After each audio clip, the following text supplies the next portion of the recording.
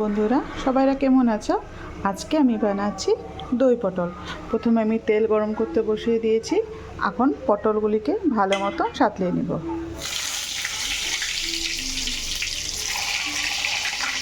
দেখুন বন্ধুরা, পটল সাঁতলাতে আমি এদিকে মশলা রেডি করে নিয়েছি।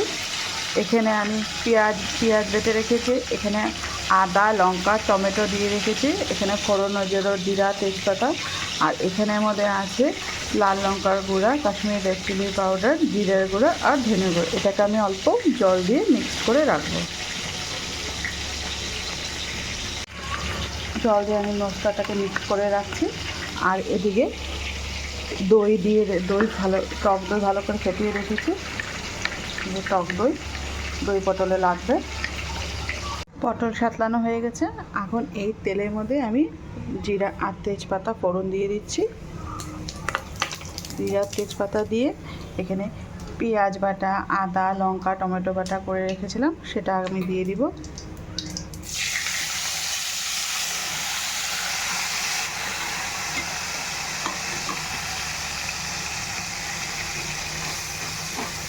এখন এখানে নুন আর হলুদ দিয়ে দিব। দিয়ে ভালো মতো নাড়বো মশলাটাকে।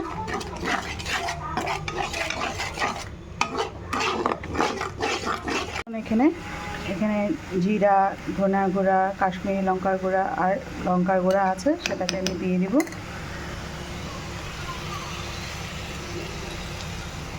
দিয়ে মশলাটাকে ভালো মতো নাড়বেন। দেখুন বন্ধুরা, তেল ছেড়ে দিয়েছে। এখন এখানে আমি দই দিয়ে দিব। আগের থেকে ফেটিয়ে রেখেছিলাম টক দই, সেটাকে দিয়ে দিব। ভালো করে নাড়ব।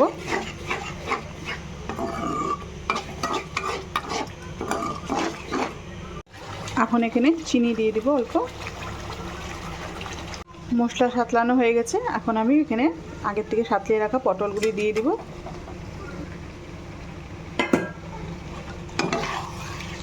ভালো করে মিক্সড করব।